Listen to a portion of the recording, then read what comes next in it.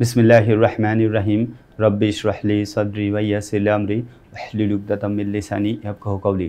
প্রিয় শিক্ষার্থী বন্ধুরা, আমি মোহাম্মদ মানিক রতন আবারও হাজির হয়ে গেলাম ইজি ইংলিশ গ্রামার বইয়ের ট্যাগ কোয়েশ্চেনের সলিউশন নিয়ে। অর্থাৎ ট্যাগ কোয়েশ্চেনের বোর্ড কোয়েশ্চেন সলিউশন ধারাবাহিকভাবে আমাদের এপিসোড চলতেছিল।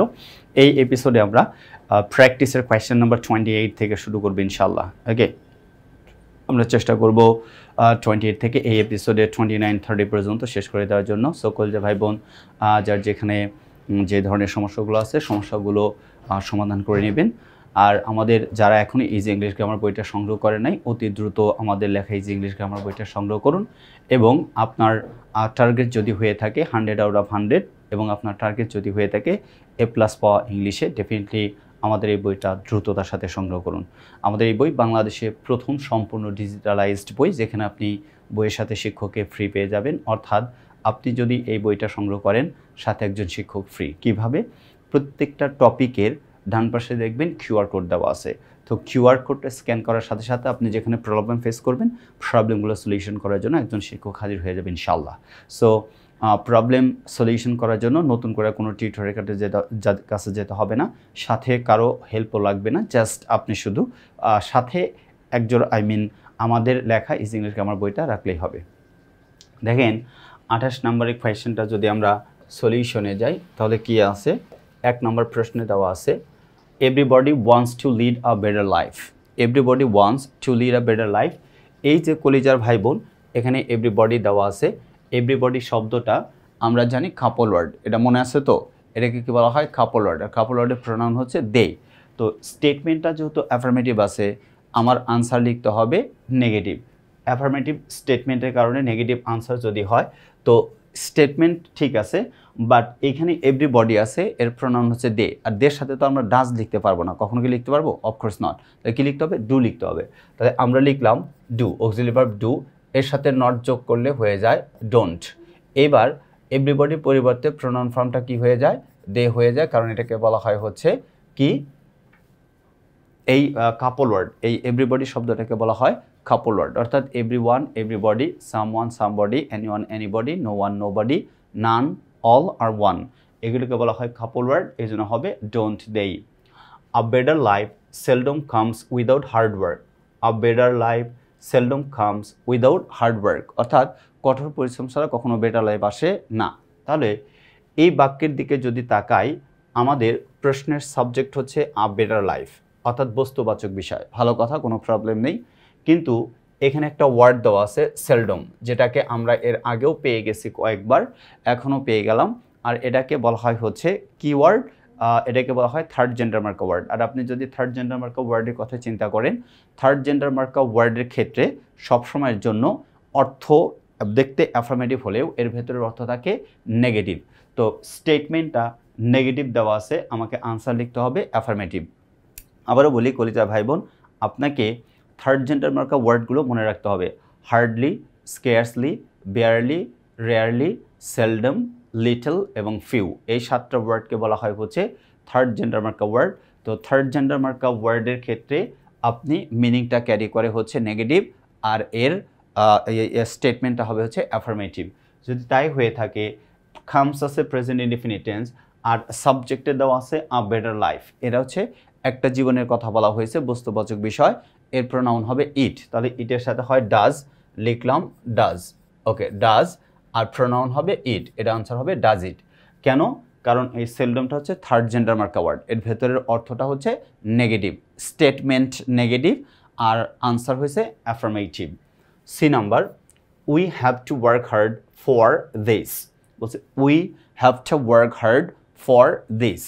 এই প্রশ্নটার দিকে ভালো করে তাকান। দেওয়া আছে হ্যাভ টু। কি দেওয়া আছে? হ্যাভ টু দেওয়া আছে। এই হ্যাভ টুকে বলা হয় মোডাল অক্সিলারি ভার্ব। আপনি যদি হ্যাভ টুকে মোডাল ভার্ব হিসেবে ধরে নেন, তাহলে আনসার, স্টেটমেন্টটা হ্যাঁ বোধক আছে, আনসার হবে না বোধক। যেহেতু সাবজেক্ট আছে উই, আনসার হবে হ্যাভেন্ট, আনসার হবে haven't, haven't we, haven't we, অথবা অথবা এই হ্যাভটাকে যদি মেইন ভার্ব হিসেবে ধরেন আপনি হ্যাভ টু, এই টুটা হচ্ছে ইনফিনিটিভ টু, হ্যাভকে মেইন ভার্ব হিসেবে ধরবেন, তখন এইটার আনসার হবে ডোন্ট উই। আনসার কি হবে? Don't we. কেন? ব্যাখ্যা দিচ্ছি। ডোন্ট উই আগে লিখে নিই, ডোন্ট উই হবে কেন। এবার আসেন, এই যে হ্যাভ আছে, হ্যাভটাকে মেইন ভার্বের বেস ফর্ম দেওয়া আছে, এর জন্য প্রেজেন্ট ইনডিফিনিট টেন্স। তার প্রেজেন্ট ইনডিফিনিট টেন্স অনুযায়ী অক্সিলারি ভার্ব থাকে দুইটা, ডু অথবা ডাজ। এখানে যেহেতু সাবজেক্ট হচ্ছে উই, উইটাকে বলা হয় হচ্ছে ফার্স্ট পারসন, তো উইয়ের সাথে তো কোনোদিন ডাজ হতে পারে না, হতে পারে? Of course not. তাহলে কী করতে হবে, আমাকে ডু ব্যবহার করতে হবে। স্টেটমেন্টটা যেহেতু হ্যাঁ বোধক, আনসার লিখতে হবে না বোধক, এই জন্য হবে ডোন্ট উই, অর্থাৎ হ্যাভেন্ট উই অথবা ডোন্ট উই। ডি নাম্বারের প্রশ্ন দেখেন, ডি নাম্বারে বলছে but most of us can hardly do the job. Most of us can hardly do the job. এখানে আবারও দেখেন থার্ড জেন্ডার মার্কা ওয়ার্ড পেয়ে গেছি। আবারও বলি, সেটা হচ্ছে hardly, scarcely, rarely, barely, seldom, little এবং ফিউ, এগুলোকে বলা হয় থার্ড জেন্ডার মার্কা ওয়ার্ড। কেন বলা হয় মনে রাখবেন যে থার্ড জেন্ডার মার্কা ওয়ার্ড বলার কারণ থার্ড জেন্ডাররা যেমন সেজে গুজে থাকে, দেখতে হুবহু মেয়েদের মতো, এক্স্যাক্টলি মেয়ে নয়। ঠিক একইভাবে hardly, scarcely, rarely, barely, seldom, little and few, এই ওয়ার্ডগুলো দেখতে হুবহু হ্যাঁ বোধক, কিন্তু এর ভেতরের অর্থটা হচ্ছে না বোধক।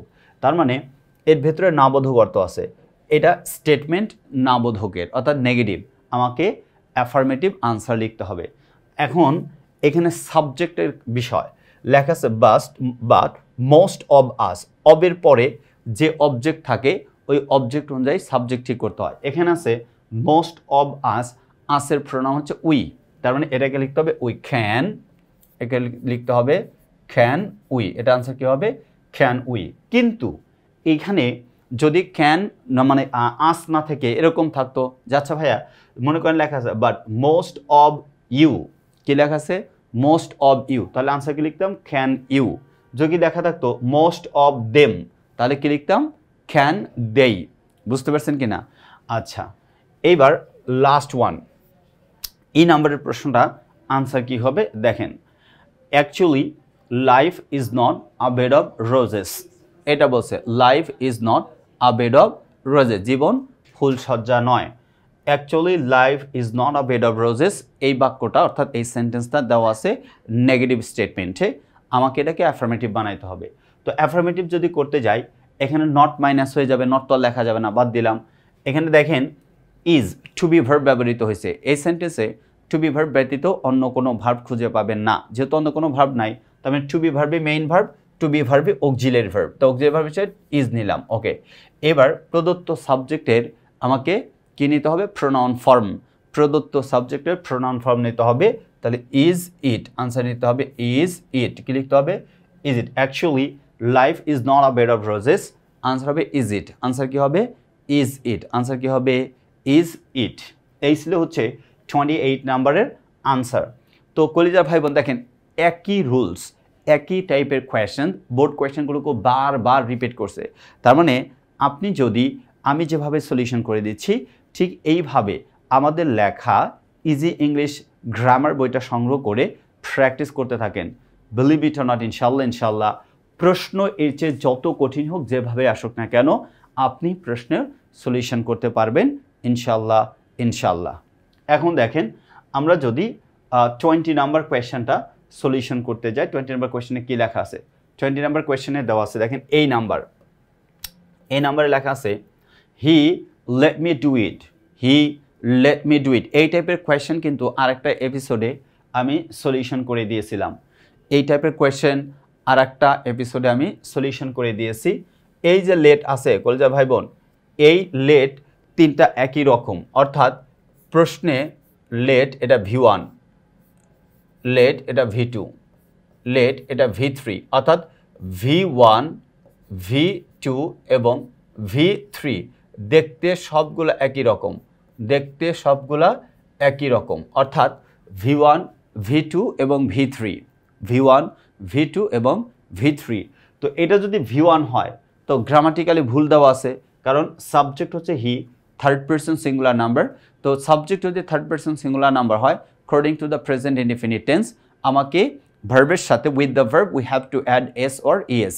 যেহেতু as there is no adding any S or ES, তার মানে এটা V2 দেওয়া আছে, কি আছে V2 দেওয়া আছে। এখন আপনি মনে মনে প্রশ্ন করতেই পারেন যে আচ্ছা ভাইয়া এটা V2 আছে, তো আমি কেন মনে করবো না যে V3 নাই? কারণ V3 আর V2 দেখতে তো একই রকম, ঠিক না? ওটা past tense, the first participle form. তো কীভাবে বুঝবো?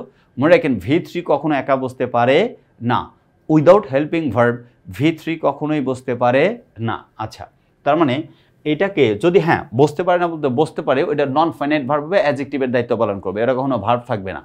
আচ্ছা আসেন, তাহলে he let me do it, এটা যেহেতু V2 আছে, কি আছে? V2 আছে, তাহলে আনসার হবে ডিড। আনসার কি হবে? ডিড হবে। এখন স্টেটমেন্টটা যেহেতু অ্যাফার্মেটিভ আছে, আনসার হবে negative.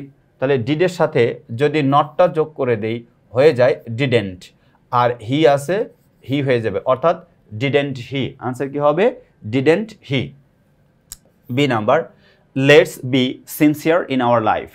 Let's be sincere in our life, চলো আমরা সিনসিয়ার হই জীবন নিয়ে।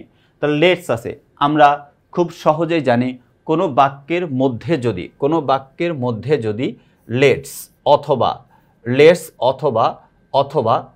সমান সমান লেট আস, লেটস মানেই লেট আস, অর্থাৎ লেটস অথবা লেট আস থাকে, তাহলে এইটা কোনো সূত্র মানবে না, সরাসরি সরাসরি কি লিখতে হবে? শ্যাল উই লিখতে হবে। এটা হচ্ছে মুখস্থ করে ফেলবেন, লেটস অথবা লেট আস থাকলেই শ্যাল উই লিখব। আচ্ছা, সি নাম্বারের প্রশ্ন, everybody respects the freedom fighters. Everybody respects the freedom fighters, তার মানে এভরিবডি দেওয়া আছে। কি দেওয়া আছে? এভরিবডি দেওয়া আছে। এভরিবডিটা হলো কি? Couple word. এটাকে কি বলা হয়?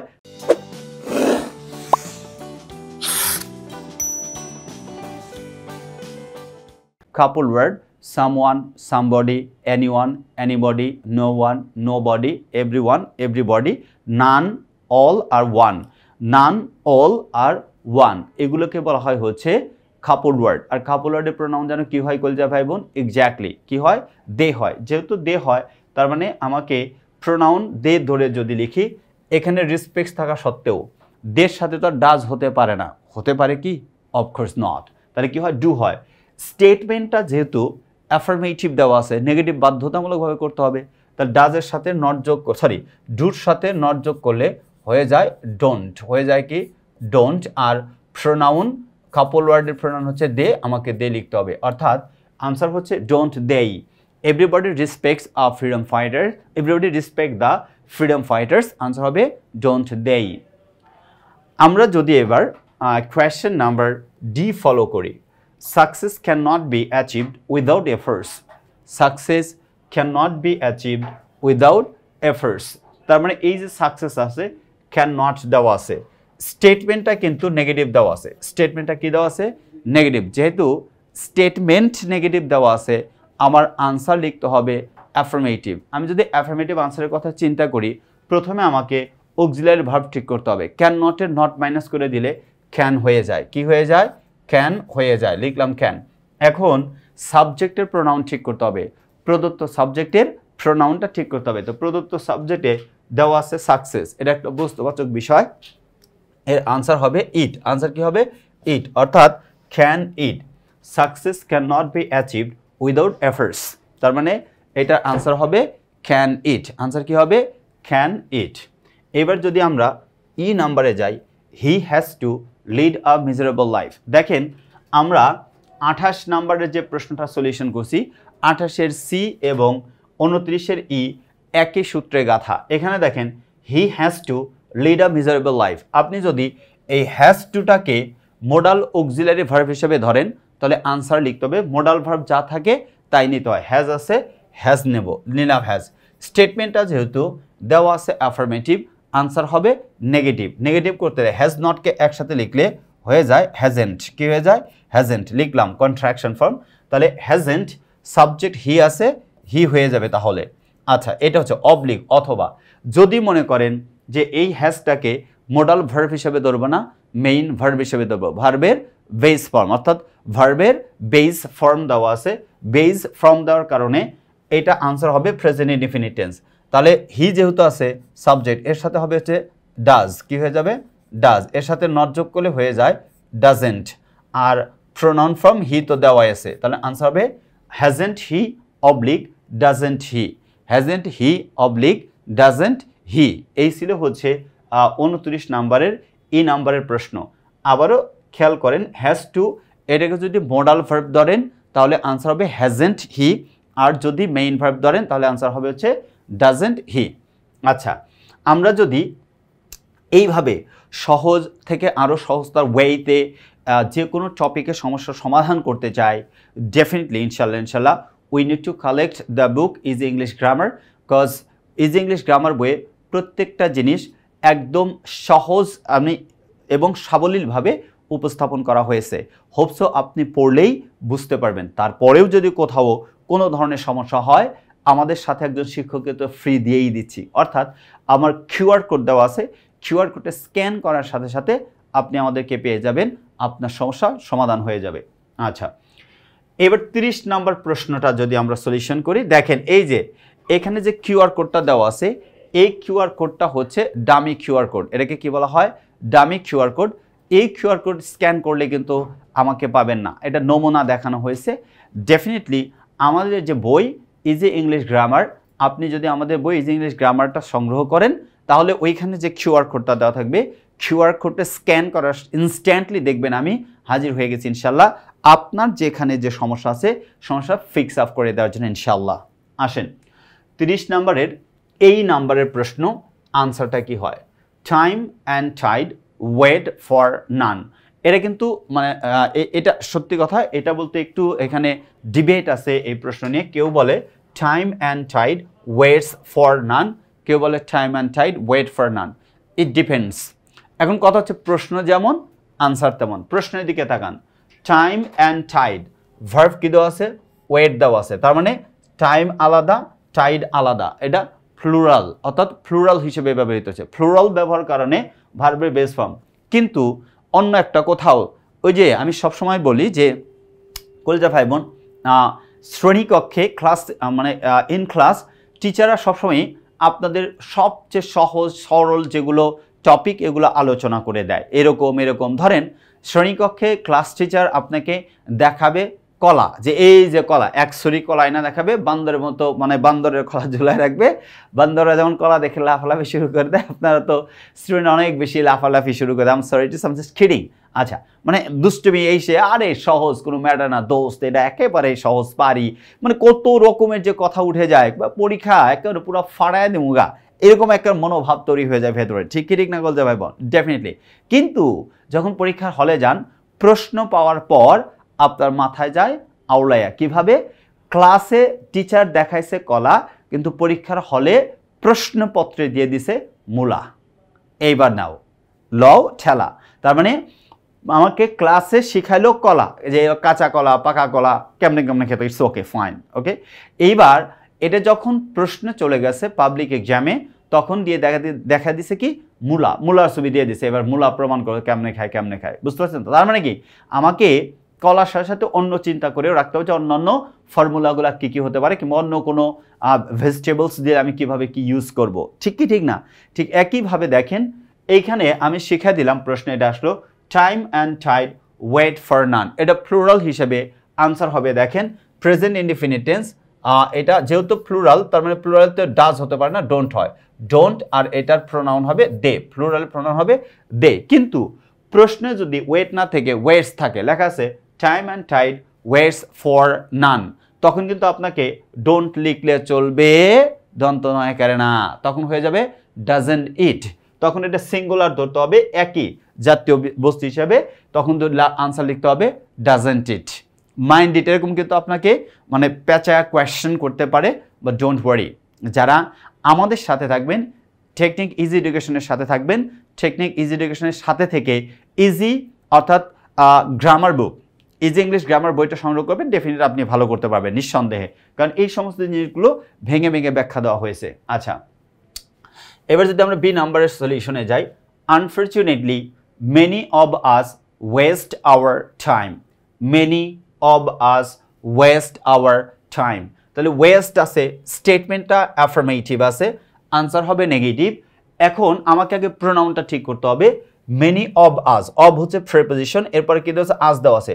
প্রিপোজিশন অবের পরে যে অবজেক্ট থাকবে ওই অবজেক্টের সাবজেক্টিভ ফর্মটাই হবে প্রোনাউন, অর্থাৎ এটা ব্যবহার করতে হবে।